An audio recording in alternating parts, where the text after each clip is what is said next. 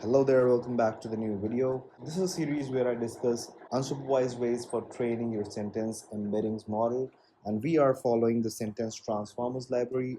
Under their unsupervised section, they have listed in a few techniques which I plan to discuss in every video of mine. So this is the fourth video in this series, and today we'll be looking at masked language modeling. In the previous videos, we looked into TSDAE, which is nothing but transformer-based denoising autoencoder. We looked into SimCSE, which is simple contrastive learning of sentence embeddings. We looked into CT, which is nothing but semantic retuning with contrastive tension. We briefly touched upon an improved version of it that uses in-batch negative sampling. And for today's video, we'll delve into masked language modeling.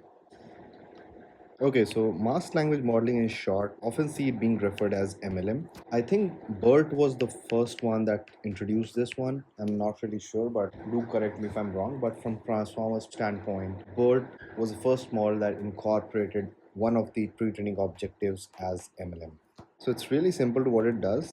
So think of this as your BERT model that has 6 to 12 encoder units or transformer units, each of which comprises of self-attention, normalization, and feed-forward unit networks. And for every sentence that comes up, let's say, I am living in India.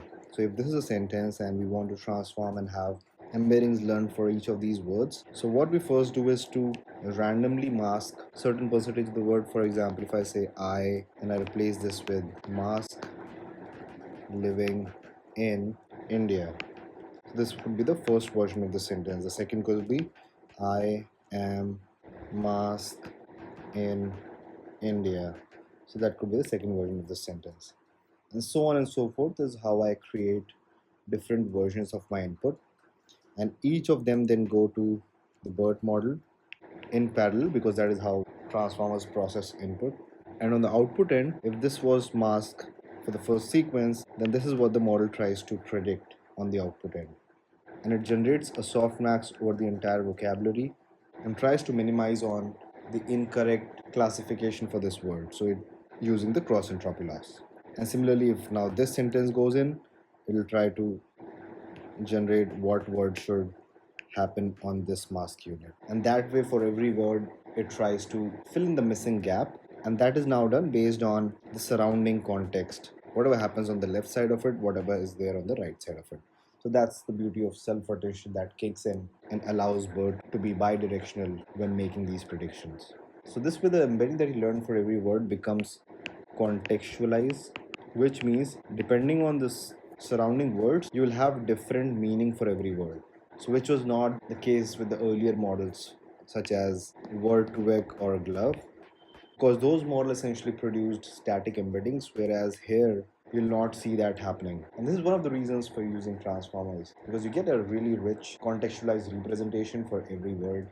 So this in a nutshell is MLM. I don't think there is anything more that you need to understand. But yeah, with this you now can come up with a question saying, okay, now for any inference that comes up to this word, we'll have embedding representation for every word over here, right? Then how do we translate these word embeddings to a sentence level embedding representation? You can apply average pooling on top of it. You can apply max pooling, min pooling on top of these word representations. You can either have a sequence model on top of it. For example, it could be LSTMs that take in each of these word representation and combine it with the next word representation and so on. And the last hidden representation of the LSTM unit gives you a consolidated representation of the entire input sequence. So that again could be one of the ways of doing it.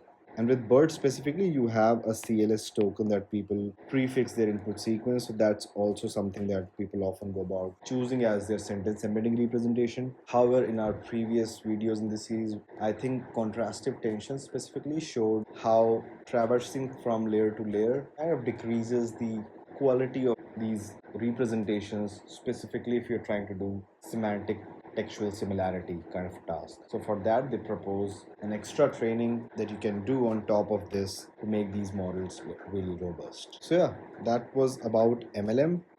Let's see if there's anything else that they've written. So cool. So yeah, we are done with this video. Make sure to check out the videos in the series as well, and generally feel free to check out any video on this channel, and if you appreciate it, make sure to hit the like button and subscribe to the channel.